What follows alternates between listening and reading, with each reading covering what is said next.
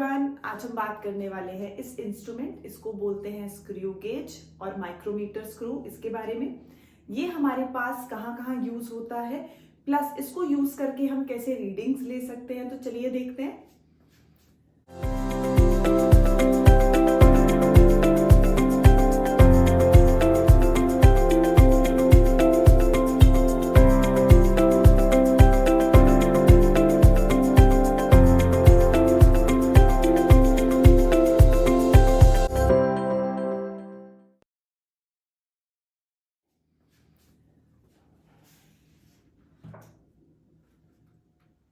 अब सबसे पहले हमारे पास जो माइक्रोमीटर है या स्क्रू गेज है, हमें इसकी जरूरत क्या है। हमने सबसे पहले किया था वर्नियर कैलिपर, तो हम उसको यूज करके किसी चीज की डायमेंशंस को मेजर क्यों नहीं कर सकते। तो मेजर डिफरेंस है, ये भी हमारे पास यूज होगा किन्हीं भी स्मॉल ऑब्जेक्ट्स की डायमेंशंस को। जैसे हम किसी शीट की थिकनेस को निकाल सकते हैं, जैसे हमारे पास कोई थिन वायर है उसकी थिकनेस को निकाल सकते हैं। तो बेसिकली डायमेंशंस निकाल सकते हैं स्मॉल ऑब्जेक्ट्स की। तो यहाँ पे जब हमने वर्नियर कैलिपर यूज किया था तो उसकी जो रीडिंग्स आती हैं वो 2 डेसिमल प्लेसेस तक करेक्ट आती हैं, बट यहाँ पे हम 4 से ज्यादा 4, 5, 6 डेसिमल प्लेसेस तक आराम से निकाल सकते हैं। तो हमारे पास वर्नियर कैलिपर के कंपैरिजन में स्क्रू गेज इसलिए यूज किया जाता है कि इसमें डेसिमल प्लेसेस की जो एक्यूरेसी है वो ज्यादा प्लेस तक आ सकती है। वहां पे हमने 2 प्लेसेस तक की थी। अब स्क्रू गेज क्या है? तो it is an instrument which is used for measuring dimensions of small objects like the radius of a tiny sphere or tiny wire, or we can measure the thickness of a sheet. तो ये हमारे पास screw gauge को use करके हम calculate कर सकते हैं। अब स्क्रू गेज किस प्रिंसिपल पे बेस्ड है? तो ये हमारे पास स्क्रू के प्रिंसिपल पे ही बेस्ड है कि स्क्रू को जब हम टाइट करते हैं, स्क्रू को हम किसी चीज के अंदर स्क्रू ड्राइवर से मूव कर रहे हैं, तो हमारे पास क्या होगा, जैसे ही स्क्रू एक रोटेशन लेगा तो वो जो नंबर ऑफ रोटेशंस होंगी that will be directly proportional to the distance travelled by the tip of the screw, और we can say distance travelled by the tip of the screw will be directly proportional to the number of rotations. तो ये किसका principal है? Screw का। हम किसी चीज के लिए स्क्रू को मूव कर रहे हैं, हम उसको ऐसे मूवमेंट दे रहे हैं, तो एक रोटेशन में जितना डिस्टेंस मूव किया तो उसका प्रिंसिपल है कि जितना डिस्टेंस वो फॉरवर्ड जाएगा that will be directly proportional to the number of rotations. ये स्क्रू का प्रिंसिपल है। तो यहाँ पे स्क्रू गेज में भी हमारे पास कुछ ऐसा ही है। वर्नियर कैलिपर में हम करते थे 2 तरह के स्केल्स, एक था हमारे पास वर्नियर स्केल और एक था मेन स्केल। यहाँ पे भी हमारे पास 2 स्केल्स हैं। एक स्केल होगा हमारे पास मेन स्केल, ये सेंटर में जो है, इस आर्म को स्लीव बोलते हैं। नेक्स्ट हमारे पास एक आएगा सर्कुलर स्केल और हेड स्केल, और इस पोर्शन को हम थिम्बल भी बोलते हैं। जो हमारे पास मेन स्केल है उसको पिच स्केल भी बोला जाता है, और ये जो मेजरमेंट करता है वो कितनी डेसिमल प्लेस तक होगी, 0.1 मिलीमीटर तक एक्यूरेटली मेजर कर सकता है। सर्कुलर स्केल 0.01 मिलीमीटर, जिसे हमने यहाँ पे लिखा है, it can measure accurately up to 0.01 millimetre और 0.05 मिलीमीटर। तो हमारे पास ये जो एक्यूरेसी है वो इतनी डेसिमल प्लेसेस तक दे सकते हैं दोनों स्केल्स। एक है हमारे पास मेन स्केल और एक है हमारे पास सर्कुलर स्केल। मेन स्केल वाली आर्म को स्लीव बोलते हैं, सर्कुलर स्केल वाली को हम थिम्बल बोल सकते हैं। उसके बाद हमारे पास यहाँ पे एक फ्रेम है। ये फ्रेम का जो सेटअप है इसमें 2 चीजें आती हैं। इस फ्रंट वाले पोर्शन को हम एंगल बोलते हैं, या इसको हम स्टड भी बोल सकते हैं। सेकेंड पोर्शन इसके साथ जो जॉइंट है उसको स्पिंडल बोलते हैं। ये जो स्पेस हमने छोड़ी है ये हमारे पास किसी ना किसी ऑब्जेक्ट को प्लेस करने के लिए है, कि मीन्स हम यहाँ पे कोई एक ऑब्जेक्ट प्लेस करें और फिर हम इसको यहाँ पे रोटेशंस दे के हम टाइट कर सकते हैं इसको प्रॉपरली, ताकि इसमें कोई गैप ना रह जाए, जो भी स्पेस है उसको हम फिल कर सकें। तो हमारे पास रोटेशंस देने के लिए ये सर्कुलर स्केल है, ये हम इसको मूव कर सकते हैं एंटी क्लॉकवाइज या क्लॉकवाइज। उसके बाद नेक्स्ट है हमारे पास रेशेट। तो रेशेट में हमारे पास क्या होगा, ये जो हम किसी ऑब्जेक्ट को मान लो हमने यहाँ प्लेस किया, प्लेस करने के बाद हमने उनको रोटेशंस दी और टाइट कर दिया। अब ये जो हमारे पास पॉइंट है इसको हम एक बार मूव करके देखेंगे कि क्या मेरा जो ऑब्जेक्ट है वो अंदर टाइटली, मतलब फर्मली उसने जो है एनविल ने और हमारे पास स्पिंडल ने टाइटली उसको होल्ड कर लिया है या नहीं।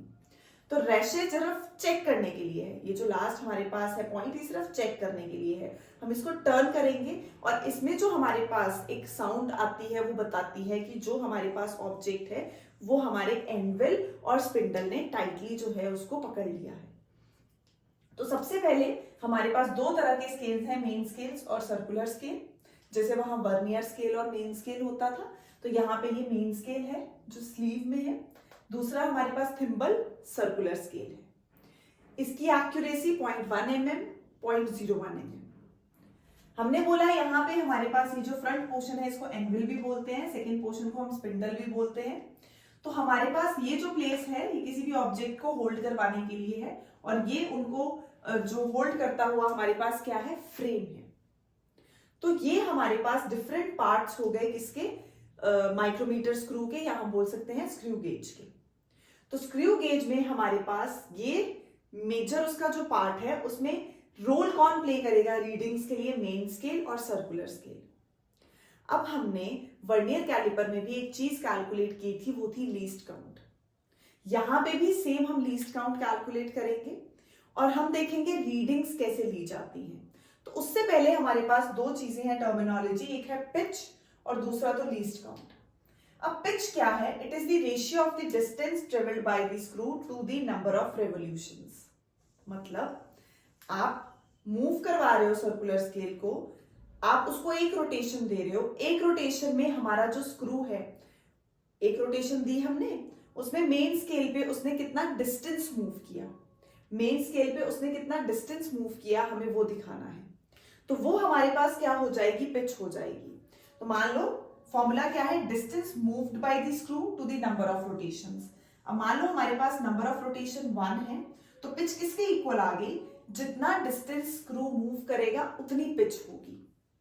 पिच क्या है हमारे पास, distance moved to the number of rotations. तो अगर हम नंबर ऑफ रोटेशन फिक्स कर दें कि हम रोटेशन तो एक ही दे रहे हैं, एक रोटेशन में जो हमारे इस स्केल में एक रोटेशन में कितना डिस्टेंस मूव किया जाएगा मेन स्केल पे, वो हमें देगी पिच। तो पिच निकालने के लिए हम देखते हैं, हमारे पास ये है माइक्रोमीटर स्क्रू, या इसको हम क्या बोलते हैं, स्क्रू गेज बोलते हैं। तो सबसे पहले हमारे पास फ्रेम, ये हमारे पास फ्रेम हो गया। फ्रेम से पहले हमारे पास ये जो फ्रंट पोर्शन है हमें दिख रहा है, यहाँ पे क्या था, ये एनविल। सेम हमारे पास ये पोर्शन फ्रंट क्या आ गया, एनविल।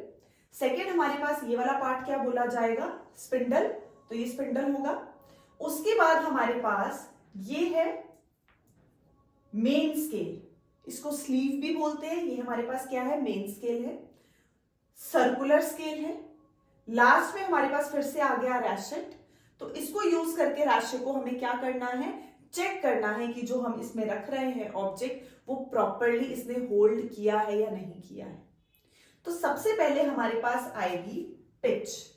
तो पिच कैसे निकालेंगे, पिच निकालने के लिए हमने बोला कि हमारे पास अगर हम बिल्कुल इसको, सबसे पहले चीज तो हम क्या चेक करते हैं, कोई भी इंस्ट्रूमेंट लेते हैं तो उसमें हम जीरो एरर चेक करते हैं। अगर मेन स्केल और सर्कुलर स्केल की जीरो कोइंसाइड कर रही है, अगर मेन स्केल और सर्कुलर स्केल की जीरो कोइंसाइड कर रही है, तो it means the instrument is not having any zero error. तो सबसे पहले जब इंस्ट्रूमेंट मिलता है उसमें मेन काम क्या है, जीरो एरर चेक किया। जीरो एरर चेक करने के बाद हमारे पास आएगा लीस्ट काउंट। लीस्ट काउंट निकालने के लिए हमें क्या चाहिए, पिच। तो पिच क्या है कि आपने इसको एक रोटेशन देनी है, और उस एक रोटेशन में हमने जीरो से स्टार्ट किया, हम जीरो से उसको वापस जीरो पे ले आए, हमने सर्कुलर स्केल को वापस से मूव करवाया, जीरो से जीरो ले आए, हमने उसको इनिशियली दोनों को जीरो जीरो से कोइंसाइड करवाया था। अब हम इसको रोटेशन दे रहे हैं, तो जब हम इसको ऐसे रोटेशन देंगे और हम इसको वापस जीरो को जीरो के साथ मैच करवा देंगे, तो हमें चेक करना है मेन स्केल पे कितना डिस्टेंस मूव किया। तो जितना डिस्टेंस ये मूव करेगा उतना हमारे पास क्या हो जाएगी, पिच हो जाएगी। Main scale, circular scale, ratchet, anvil, और ये हमारे पास स्पिंडल, फ्रेम। तो हमने बोला जीरो से जीरो कोइंसाइड करवा के देख ली, जीरो एरर नहीं है। उसके बाद हमें निकालनी है पिच। हमने इसको मूव करवाया, कितनी? एक रोटेशन, क्योंकि पिच का फॉर्मूला क्या बोलता है, आप जितनी रोटेशंस दे रहे हो तो डिस्टेंस डिवाइडेड बाय रोटेशंस करना पड़ेगा। तो हमने बोला अगर हम रोटेशन 1 दें तो पिच कितनी होगी? Distance moved by the screw. तो ये है हमारे पास स्क्रू, हम इसको रोटेशन दे रहे हैं, रोटेशन देके हम 0 से वापस इसको 0 पे लेके आ रहे हैं। तो मेरा जो मेन स्केल है उस पे कितना डिस्टेंस मूव किया? तो मेन स्केल पे हमारे पास पहले किस पे था? पहले था ये हमारे पास ऐसे 0 के साथ इसकी 0 कोइंसाइड कर रही थी। अब हमने इसको कंप्लीट एक रोटेशन दे दी, ये पीछे हो गया। अब जो हमारा सर्कुलर स्केल है वो यहां पे आ गया, मींस वो कितनी रीडिंग शो कर रहा है? 1 शो कर रहा है। यहां पे हमें समझ आ जाएगा देख के कि ये क्या शो करने वाला है? 1 शो कर रहा है। तो 1 मींस 1 मिलीमीटर, 1 मींस हमारे पास 1 मिलीमीटर। तो ये हमारे पास टोटल कितनी डिविजन्स हैं? सबसे पहले ये हमारे पास चेक करेंगे हम, दो तरह के स्क्रूज जो हैं, गेज जो है हमें स्कूल में देखने को मिलते हैं। एक जिसपे सर्कुलर स्केल पे 100 डिविजन्स हो, या फिर 50 जो है हमारे पास डिविजन्स हो। तो ये ऐसा है जिसमें हमारे पास 100 डिविजन्स है। तो 100 डिविजन मतलब जब हमने उसको मूवमेंट दी तो 1 मिलीमीटर में हमारा जो सर्कुलर स्केल है उसने कितनी डिविजन्स कवर की? 100। जब मेन स्केल पे 1 मिलीमीटर डिस्टेंस मूव हुआ, एक रोटेशन, मतलब वो पूरी 100 डिविजन्स मूव करके आया, 0 से वापस 0 पे आया। 0, 10, 20, 30, 40, 50 करते हुए वो वापस किस पे आ रहा है? हमारे पास 0 पे आ रहा है। तो अगर ये हमारे पास 0 से चला था और वापस 0 पे आया तो उसने कितनी रीडिंग शो की? यहाँ पे मेन स्केल पे 1 शो की। तो क्या हम बोल सकते हैं 1 मिलीमीटर की कितनी डिविजन्स बन रही हैं? हमारे पास 100 डिविजन्स बन रही हैं। 1 मिलीमीटर की 100 डिविजन्स है। बट ये जरूरी तो नहीं कि ये पूरी रोटेशन लेगा। यहां पे नंबर ऑफ रोटेशंस में हाफ रोटेशन हो सकती है, 1/4 हो सकती है, 3/4 हो सकती है, उससे भी कम हो सकती है। तो मीन्स जरा सा मूव भी कर सकता है ये। अब मैं हल्का सा इसको मूव करवाऊं, वो 0 से 5 पे आ गया। सर्कुलर स्केल का जो हमारे पास डिविजन है वो 0 से 5 पे आ गई, तो वो कंप्लीट रोटेशन तो नहीं हुई। तो मीन्स हमें जनरलाइज करनी है ये चीज कि अगर 1 मिलीमीटर में वो 100 डिविजन्स कवर कर रहा है, 1 मिलीमीटर में वो 100 डिविजन्स कवर कर रहा है, मतलब 100 डिविजन्स का हमारे पास यहाँ पे कितना बन रहा है? 1 मिलीमीटर बन रहा है। तो 1 डिवीजन का कितना हो जाएगा? 1 मिलीमीटर बाय 100। तो ये हमारे पास कितना हो जाएगा? 1 मिलीमीटर बाय 100। तो ये 1 डिवीजन की value, minimum value of the instrument हमें क्या देती है? लीस्ट काउंट देती है। लीस्ट काउंट क्या है? जो मिनिमम वैल्यू हमारे इंस्ट्रूमेंट की होगी। मिनिमम डिवीजन कितनी है? 1 डिवीजन। तो 1 डिवीजन को हम क्या बोलने वाले हैं? Circular scale, least count. तो लीस्ट काउंट का फॉर्मूला क्या है? Pitch divided by number of divisions. तो हमने उसको ऐसे यूनिटरी मेथड से भी निकाल लिया कि हमें पता है 1 मिलीमीटर बन रहा है 100 डिवीजन से। जब मैंने एक रोटेशन पूरी दी तो वो 100 डिविजन्स मूव करके आया वापस, 0 से चला था वापस 99 करके फिर 100 पे, 0 पे वापस। तो मींस 1 मिलीमीटर की बनी 100 डिविजन्स। तो हमारे पास 1 डिवीजन की कितनी हो गई? 1 मिलीमीटर बाय 100। यूनिटरी मेथड लगाया तो लीस्ट काउंट कितना आ गया? Pitch divided by number of divisions. तो पिच हमारे पास कितनी है? डिस्टेंस कितना मूव किया था? 1 मिलीमीटर। रोटेशंस कितनी दी? 1। तो हम ऐसे भी लिख सकते हैं 1 मिलीमीटर डिवाइडेड बाय 100 डिविजन्स। तो लीस्ट काउंट इंस्ट्रूमेंट का कितना आ गया? 0.01 मिलीमीटर। लीस्ट काउंट कितना आ जाएगा इंस्ट्रूमेंट का? 0.01 मिलीमीटर। अब उसके बाद इनको यूज करके हमें क्या निकालनी है? रीडिंग। तो रीडिंग के लिए हमने बोला मान लो जो हमारा मेन स्केल है उस पे जो सर्कुलर स्केल लाई कर रहा है वो 3 के थोड़ा सा बाद में है, तो हमें फॉर्मूला सेम रहेगा। रीडिंग का फॉर्मूला क्या है? Main scale reading plus circular scale reading. हमारे पास वर्नियर कैलिपर में क्या होता था? Main scale reading plus vernier scale reading. तो यहां वर्नियर की जगह क्या है? सर्कुलर स्केल है। तो ये आ गया मेन स्केल रीडिंग। कैसे निकालते हैं reading on main scale? Just before the 0 of circular scale. तो ये सर्कुलर स्केल की 0 आई, उससे पहले क्या नंबर ये शो कर रहा है? 3। तो मेन स्केल रीडिंग हो गई हमारे पास 3। सेकंड में हमें देखना है, जैसे हम वहां करते थे, least count into coinciding division. तो लीस्ट काउंट तो आ गया 0.01, 0.01।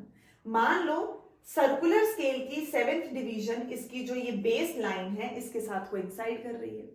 मेन स्केल की बेस लाइन के साथ सर्कुलर स्केल की 7th डिवीजन कोइंसाइड कर रही है। फिर से मेन स्केल की बेस लाइन के साथ सर्कुलर की 7th कोइंसाइड कर रही है, तो 0.01 least count into circular scale reading और डिवीजन विच इज कोइंसाइडिंग। तो वैल्यूज पुट की तो 3 प्लस 0.07 कितना आ जाएगा 3.07 मिलीमीटर।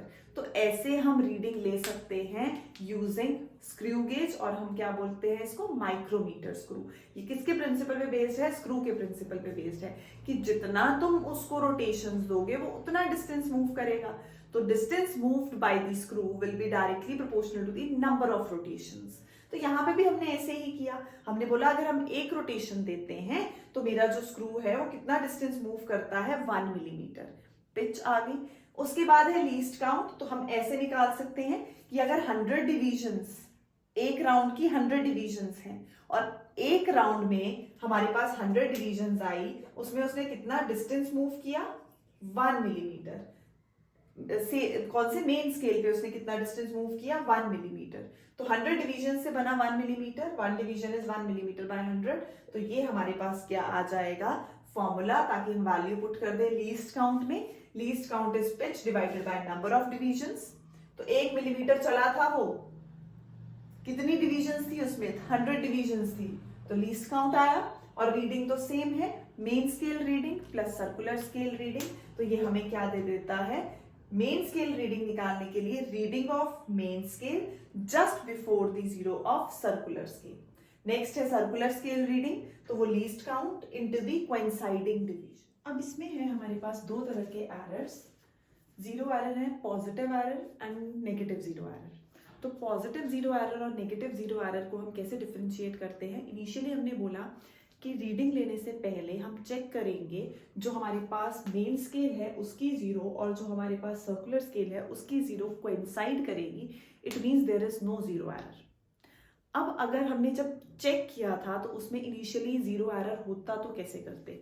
तो दो तरह के जीरो एरर्स हैं, एक है पॉजिटिव जीरो एरर, उसमें हमारे पास जब सर्कुलर स्केल की जीरो बेस लाइन से नीचे लाई करेगी तो वो हमारे पास पॉजिटिव जीरो एरर है। Means when the zero of the circular scale lies below the baseline of the main scale।